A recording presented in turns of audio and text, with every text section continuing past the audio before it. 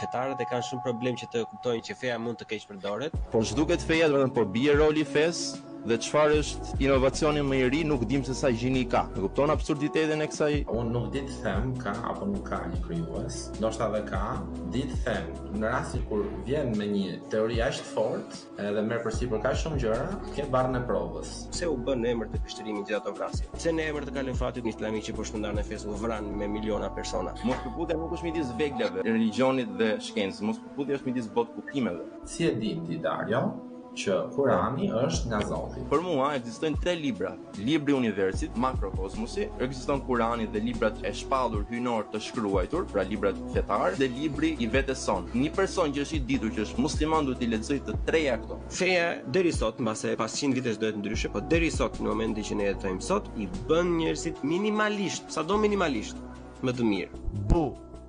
Të i Po.